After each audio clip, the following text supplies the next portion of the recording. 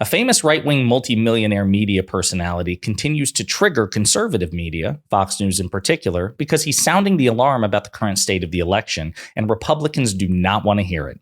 But before we unpack all that, if you end up liking this video and you want to support the channel, please be sure to hit the like, subscribe, and alert bells before you go. All right, friends, we have several clips to talk about in this video.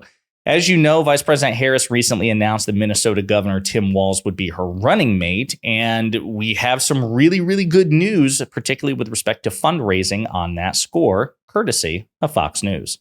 Two will lead rallies in the battleground state of Wisconsin. Kamala Harris and Tim Walz are set to hold a campaign event today. They are reportedly raising $36 million in the first 24 hours since announcing the ticket. Two will lead. And that's a day old, by the way. That was from yesterday. But the Fox Propaganda Network is reporting that since Walz was announced to be the vice president's running mate, $36 million were fundraised. And that's on top of the $310 million, the whopping, staggering sum that the Harris-Walz campaign raised in July, compared to the $139 million raised by the Trump-Vance ticket. So the polls are tightening. The fundraising is incredibly lopsided. And the political winds are blowing in favor of the vice president. Which brings us to Kevin O'Leary. He is a famous right-wing multimillionaire investor and media personality. He's one of the hosts of Shark Tank. He's a frequent guest on Fox News and conservative media, Piers Morgan as well. And he's giving these people fact checks that they do not want to hear. And we're going to play a couple of clips, 3 clips, 2 from Fox, 1 from Piers, in which, again, he's bringing some brutal fact checks to an audience and to a political party that really doesn't want to hear it, even though they need to. Sandra was talking a moment ago about how we heard very little about an economic plan under Kamala Harris, Tim Walz ticket. All right. So here's what we found. Wall Street Journal going back to late July. A lot of things can change. Right. Trump had a clear advantage right now on who is best able to handle the economy by 12 points, 52 to 40. Fox Business headline, Kamala Harris's campaign website has no economic plans. We were just going through it again to the commercial break. It's a bio about her, and it's a bio about her. There is no tab for issues. It's intentional. She has no intention of putting any policy out there until this convention's over. I'm a very fortunate guy because I'm an investor, and for decades I've been syndicating debt, primarily for real estate. Some of her closest advisors are people I work with in finance. And we're friends. So I called them up and say, hey, listen, you want to talk about policy here? And they said, listen, everything's working right now. We're going to strong arm the press on policy. We don't need to do anything. Wait. What's everything's working? The momentum's crazy.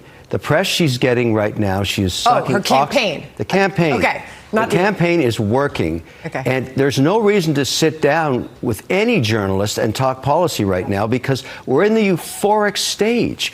They think they can raise up to $300 million before this whole thing that's going to happen over the weekend is over.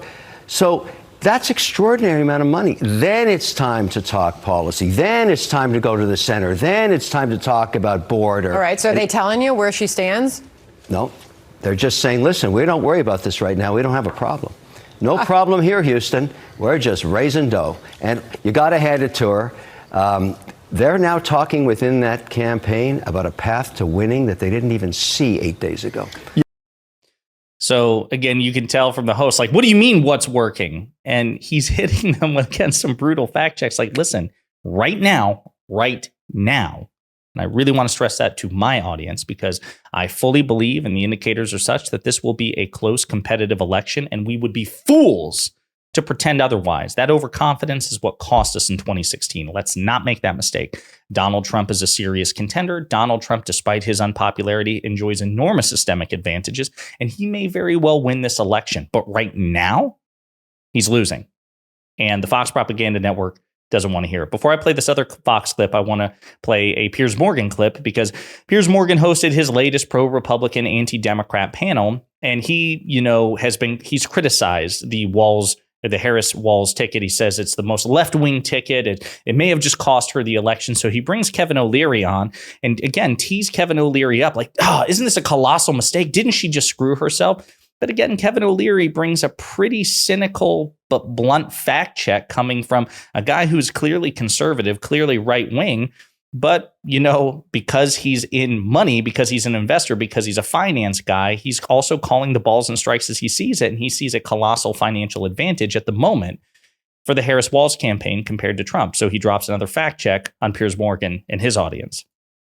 Now, the criticism that you started your narrative with was, how come she hasn't taken an interview yet? And I'll tell you exactly why.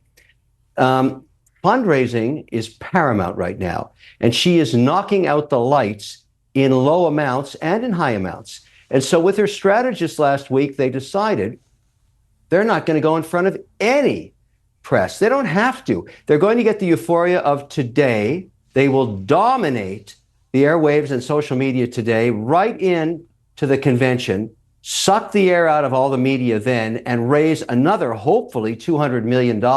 So the game doesn't start on policy until after that happens, because there's absolutely no reason to stop this momentum. And that's a smart move. Now, It is a smart move. It's 100% a smart move. That's what Kevin O'Leary is getting at. He's not even endorsing. He says prior to this clip that he wants to talk policy, which is really rare for a conservative. I digress. But he's simply observing the fact that right now, the vice president doesn't have to play the game on Republicans' term. Fox and Republicans, they want the vice president out in front of the media because they're hoping she'll make a mistake, right? And they're demanding that she do that. But right now she has the advantage, and she can afford to say, no, I'm playing the game on my terms, and you'll play the game on my terms because right now I have the advantage. And that's exactly the opposite of what Fox wants to hear. I played this clip in a previous video, but this just kind of goes together.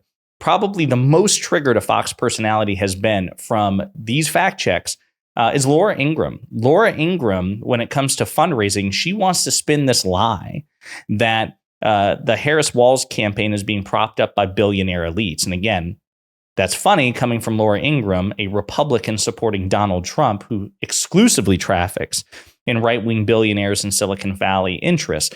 But that doesn't matter. That's Trump. So she grades him on a curve.